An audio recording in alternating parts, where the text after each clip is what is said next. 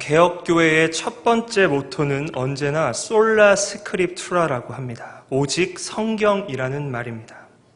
성경은 살아계신 하나님의 말씀으로서 완성된 계시로 우리에게 주어졌습니다. 저희가 말씀 한 구절을 찾아 읽고 설교를 시작하겠는데 히브리서 1장입니다. 1절과 2절을 함께 읽겠습니다. 히브리서 1장 1절과 2절입니다. 함께 읽겠습니다. 시작.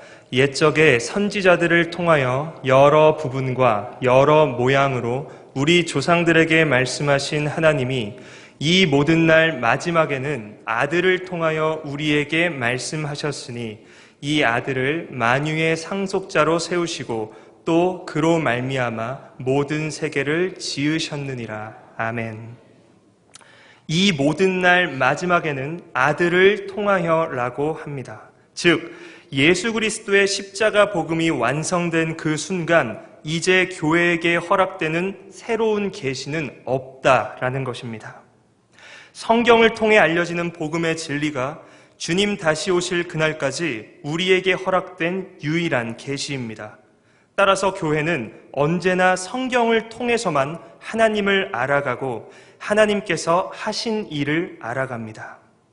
그렇기 때문에 동시에 교회는 성경이 완성되었음에도 자신에게 하나님이 직접 계시나 예언을 하셨다는 등 성경 외에 새로운 계시를 말한다거나 성경 밖에서 개인의 관념과 상상과 직감과 느낌과 감정 따위 등으로 정의하고 진술하는 신앙의 내용은 모두 거부합니다. 우리는 영성이라는 말을 많이 사용하는데 영성이 강하다라는 표현의 바른 의미는 성경을 통해 알려지는 복음의 진리를 가장 명확히 알고 있을 때인 것이지 나의 이성으로 성경을 판단하면서 멋대로 해석하고 적용하며 나의 관념과 감정이 뚜렷해지는 상태를 이야기하지 않습니다. 그렇다면 성경에는 과연 무엇이 기록되어 있는 것일까요? 그것은 바로 예수 그리스도입니다. 창세기부터 요한계시록까지 성경은 철저하게 예수 그리스도를 기록하고 있습니다. 예수 밖에서 우리는 아무런 답이 없는 죄인일 뿐이기 때문입니다. 사막에서 길을 잃고 목이 말라 죽어가고 있는 사람이 있습니다. 사방을 둘러봐도 온통 모래뿐인 광야입니다. 모든 것을 녹일 듯이 뜨거운 태양 아래 모든 것을 포기하고 죽기만을 기다려야 하는 사람이 있습니다. 이 사람에게 필요한 것이 무엇일까요? 그것은 오직 물뿐입니다.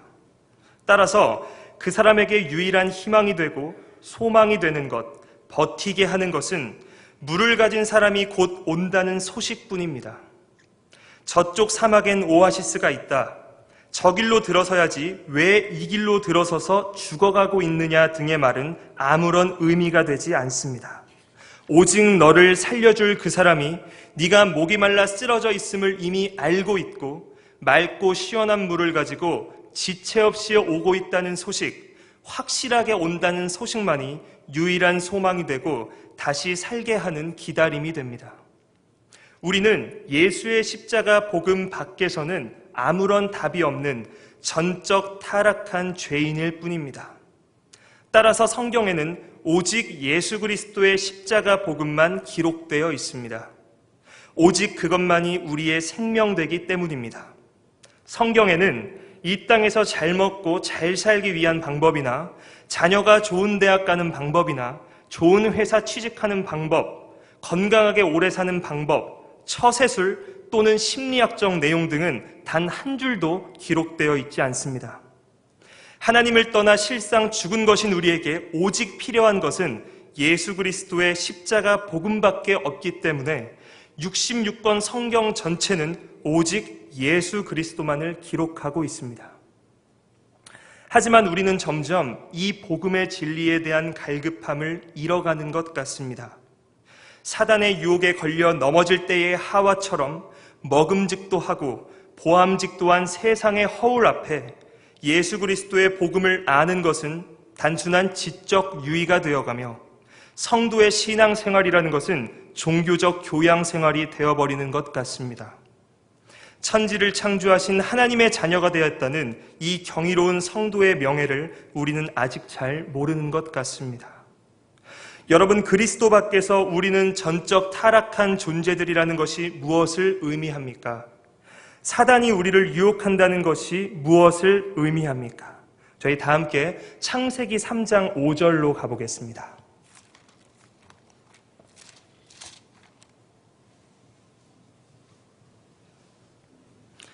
창세기 3장 5절입니다. 창세기 3장 5절 찾으신 분들은 다 함께 읽겠습니다. 시작. 너희가 그것을 먹는 날에는 너희 눈이 밝아져 하나님과 같이 되어 선악을 알 줄 하나님이 아심이니라. 아멘. 사단의 유혹의 내용이 어떤 내용입니까? 이걸 먹으면 건강해진다는 말이었습니까?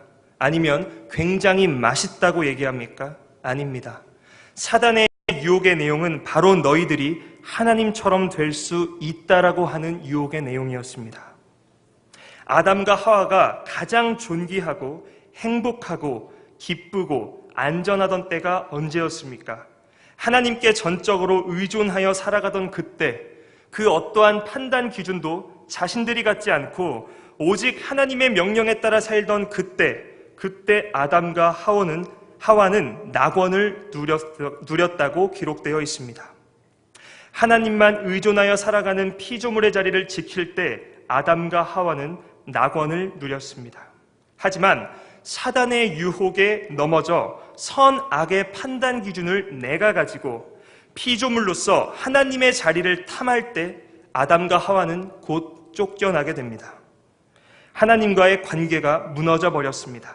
자신들이 선택한 결과였습니다. 하나님을 의존하는 피조물의 자리를 지키지 않고 내가 하나님처럼 되겠다는 그 타락의 길을 선택한 인간들은 하나님은 그대로 두심으로 심판하셨습니다. 바로 그렇게 지금도 하나님의 진노 아래 이 세상이 있고 사단은 여전히 너희들이 하나님처럼 될 수 있다며 세상을 미혹합니다. 피조물로서 하나님처럼 될 수 없음에도 불구하고 이 세상 전체는 자신들이 하나님처럼 되겠다며 오늘도 나아갑니다. 100을 받았더니 200이 보이고 200을 받았더니 1000이 보입니다. 1000이 하나님 자리인 줄 알고 올라갔더니 금방 만이 보입니다.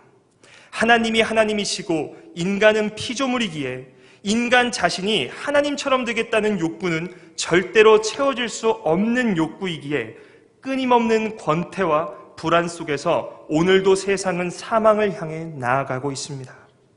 전적으로 타락한 인간들이기에 이 굴레를 벗어날 수가 없습니다.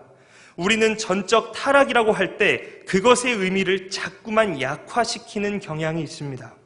나의 의지나 신념, 취향, 본심, 방향성 등은 여전히 선한 부분이 남아있는데 이 몸이 타락해서 내가 자꾸 죄에 굴복하는 것이라고 이해합니다. 여전히 내 안에 선한 부분이 남아있다고 생각하며 자신이 꽤 괜찮은 사람이라고 착각합니다. 아닙니다. 성경이 인간이 전적 타락했다라고 할 때는 토탈입니다. 전부입니다. 전적이라고 합니다. 나의 가장 작은 의지부터 가장 큰 의지까지, 출생의 첫 울음부터 임종의 마지막 신음 때까지 우리들의 모든 것이 타락된 상태라는 것입니다. 우리는 우리가 자발적으로 우리의 선택으로 그 하나님의 자리를 탐한다는 것입니다. 이것이 그리스도 밖에서의 모든 인간들의 보편적인 정황이라고 합니다. 성경은 바로 이런 우리들의 정황을 다 폭로시켜버립니다. 다 드러내버립니다. 그리스도 밖에서 너희들이 얼마나 답이 없는 죄인인지를 복음을 알아갈수록 더 명확하게 보여줍니다. 그래서 칼빈은 자신의 기독교 강요 첫 부분에서 하나님의 높으심의 지식과 인간의 낮음의 지식은 같이 간다고 얘기합니다. 하나님을 알수록 나의 낮음을 알아간다는 것입니다. 하나님을 알수록 자랑이 많아지고 떵떵거리며 교만해지는 것이 아니라 침묵하게 된다는 것입니다. 하나님의 사랑을 알아갈수록 내가 얼마나 답이 없는 죄인인가를 알아가며 나의 답 없음을 알아갈수록 그 사랑의 크기를 우러러보게 된다는 것입니다. 성경에 기록된 모든 역사가 택하신 하나님의 백성을 어떻게 하나님의 백성으로 만들어 가시는지에 대한 구속사이며, 여기에는 오직 하나님의 열심만 나타날 뿐이지 인간의 자랑이나 의는 하나도 있을 수 없음을 우리는 알아가는 것입니다. 그리고 동시에 나의 삶 또한 하나님의 은혜로 하나님의 백성답게 지어져가는 여정임을 알게 되면 내가 자랑할 수 있는 것은 아무것도 없구나, 나의 모든 것이 하나님의 은혜구나를 알아가는 것입니다. 그래서 말씀은 우리의 혼과 영과 및 관절과 골수를 찔러 쪼개버리는 것입니다. 오늘 본문 히브리서 4장 12절을 저희 다시 한번 읽겠습니다. 히브리서 4장 12절입니다. 함께 읽겠습니다. 시작. 하나님의 말씀은 살아있고 활력이 있어 좌우에 날선 어떤 검보다도 예리하여 혼과 영과 및 관절과 골수를 찔러 쪼개기까지 하며 또 마음의 생각과 뜻을 판단하나니. 여기에서 혼과 영과 및 관절은 사람 존재 전체를 의미합니다. 사람이란 존재의 인격 전체를 지칭하고 있는 것입니다. 우리의 전부를 바로 말씀이 찔러 쪼개버리는 것입니다. 그 어떠한 검보다도 예리한 하나님의 말씀은 우리의 모든 것을 남김없이 찔러 쪼개어 우리의 모든 것이 드러나게 합니다. 예수 그리스도 밖에서 우리가 얼마나 추악한 존재인지를 낱낱이 보여주는 것입니다. 아닌 척, 착한 척, 거룩한 척 살아가는 듯 하지만 너희들의 모든 지향이 결국 내가 하나님처럼 되겠다는 그 틀어진 방향으로의 지향임을 알게 하는 것입니다. 우리의 교만, 욕심, 탐심을 알게 하시고 우리가 얼마나 개선 불가한 죄인인지를 알게 하시는 것입니다. 이 말씀, 이 진리를 통해 나의 나됨과 나의 낮음과 그 하나님의 높음을 알았던 바울의 고백을 우리 한번 같이 찾아보겠습니다. 디모데전서 1장 15절로 가겠습니다. 디모데전서 1장 15절입니다. 디모데전서 1장 15절의 말씀 우리 함께 읽겠습니다. 시작. 미쁘다 모든 사람이 받을 만한 이 말이여, 그리스도 예수께서 죄인을 구원하시려고 세상에 임하셨다 하였도다. 죄인 중 내가 괴순이라. 아멘. 그리스도의 복음을 알아갈수록 내 자랑이 많아지는 것이 아니라 은혜 밖에서 나는 괴수 같은 존재구나라는 고백이 나오는 것입니다. 그리고 동시에 이렇게 고백하는 것입니다. 한 군데만 더 찾아보겠습니다. 로마서 5장으로 가보겠습니다.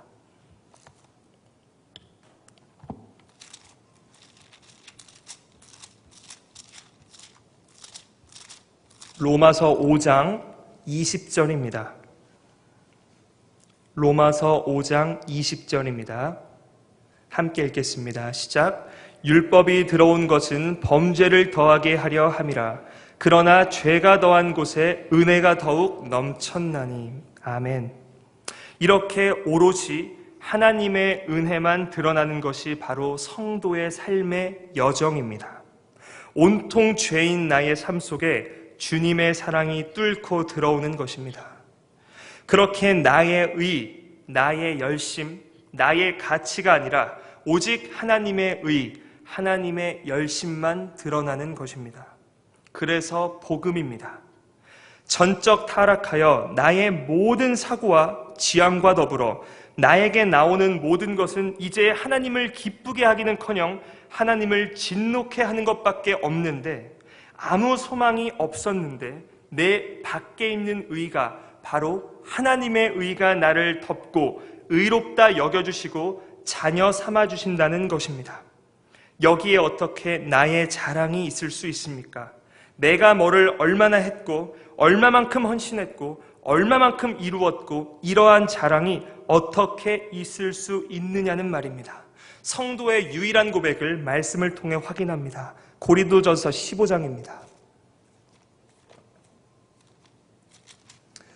고린도전서 15장 10절을 제가 읽어드리도록 하겠습니다. 그러나 내가 나 된 것은 하나님의 은혜로 된 것이니 내게 주신 그의 은혜가 헛되지 아니하여 내가 모든 사도보다 더 많이 수고하였으나 내가 한 것이 아니요 오직 나와 함께 하신 하나님의 은혜로라. 아멘. 나의 나 된 것이 전부 하나님의 은혜였음을 알아가는 것입니다. 내가 자랑할 게 하나도 없음을 알아가는 것입니다. 자랑은커녕 나는 전적 타락하여 나한테서 나오는 모든 것을 하나님을 진노케 하는 것밖에 없는 답이 없는 죄인이었는데, 이런 나를 택하시고 자녀 삼으신 경이로운 하나님의 사랑의 넓이와 깊이와 높이와 크기를 알아가는 것입니다. 말씀은 이렇게 우리를 쪼개고 박살내서 하나님의 사랑이 없이는 먼지보다 못한 존재임을 알게 하고, 나아가 내가 하나님처럼 되려는 그 방향에서 돌이켜 하나님만을 의지하는 피조물의 자리를 지키게 하는 것입니다. 이렇게 하나님과의 관계가 회복되어 이제 성도는 하나님의 진노 아래 놓이는 것이 아닌 하나님의 사랑 안에서 하나님의 자녀답게 지어져 가는 것입니다. 성경에는 이렇게 하나님이 완성하신 하나님의 의가 기록되어 있습니다. 예수 그리스도의 십자가 복음만 기록되어 있다는 것입니다. 에베소서 6장 10절 17절은 하나님의 전신갑주가 나옵니다. 하나님의 전신갑주에서 허락된 유일한 무기가 무엇입니까? 우리에게 허락된 유일한 무기는 성령의 검, 곧 하나님의 말씀밖에 없다라고 이야기합니다. 교회에게 허락된 유일한 무기는 오직 하나님의 말씀밖에 없는 것입니다. 승리의 여정 속에서 우리 손에 들려있는 유일한 무기가 오직 성경밖에 없다는 것입니다. 오직 말씀으로만 승리할 수 있다는 것입니다. 성도의 여정은 예수 그리스도로 말미암아 이미 승리한 그 여정길을 가는 것이기에 그 여정은 다른 것들을 내려놓고 말씀만을 붙드는 여정이 되는 것입니다. 나에게 승리를 줄 수 없는, 생명이 될 수 없는 세상의 많은 것들을 붙들고 그것들이 없어지면 삶이 무너지는 듯 쩔쩔매는 우리를 말씀은 그 어떠한 검보다 예리하게 찔러 쪼개버리는 것입니다.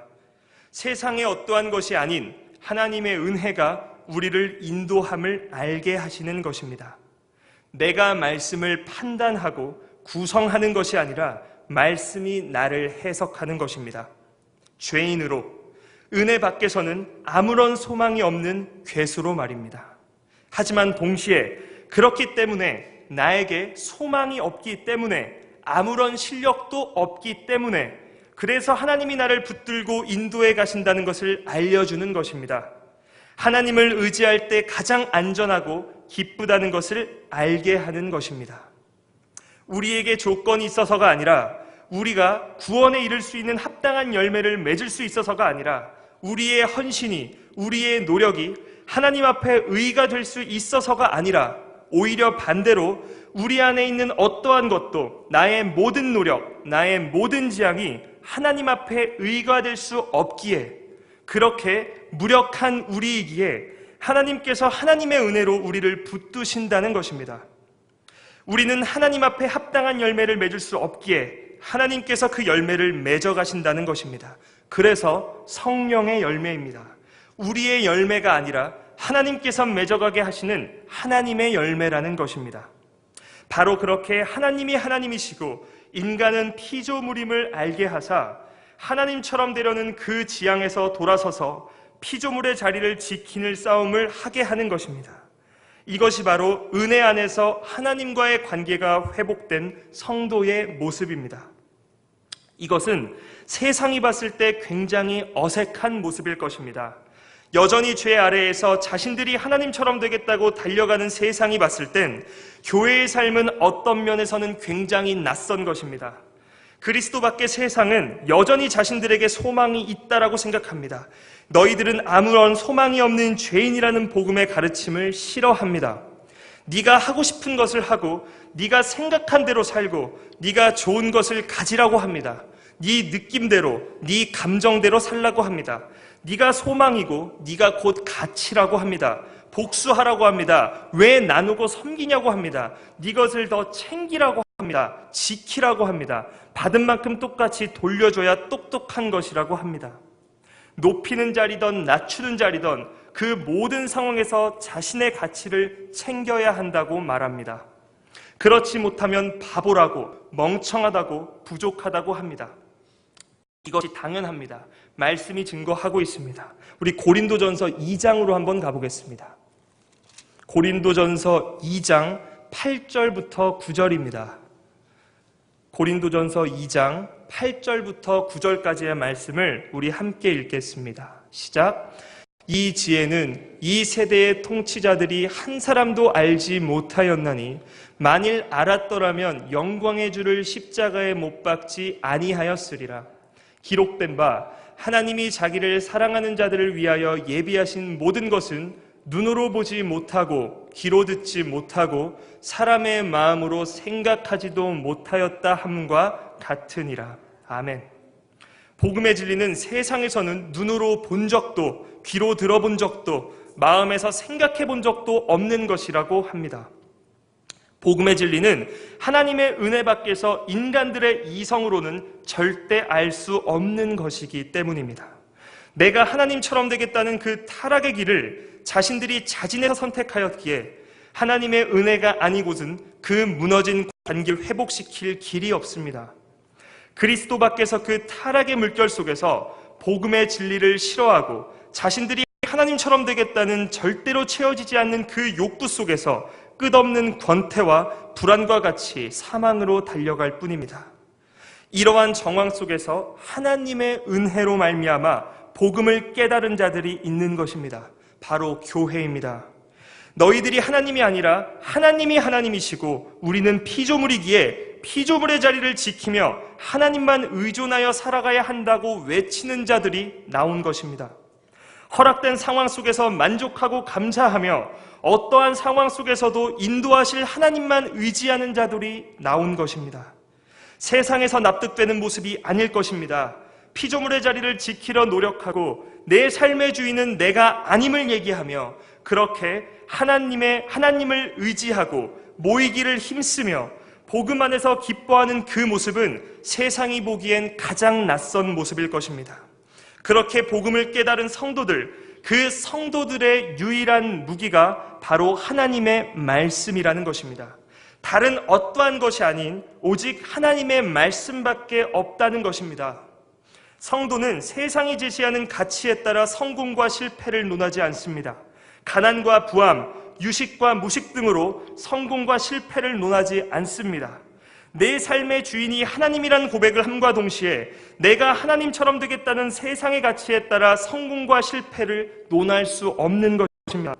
성도의 성공은 하나님의 말씀을 더 굳건히 붙드는 것이요, 성도의 실패란 그 무기를 놓칠 때인 것입니다.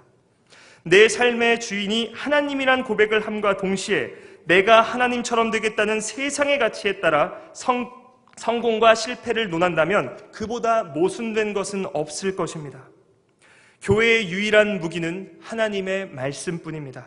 그 말씀이 우리를 하나님의 은혜 밖에서는 아무런 소망이 없는 죄인으로 폭로시켜버리며 동시에 그렇기 때문에 하나님께서 하나님의 열심으로 우리를 택하시고 자녀 삼으셨다는 것을 알게 하는 것입니다.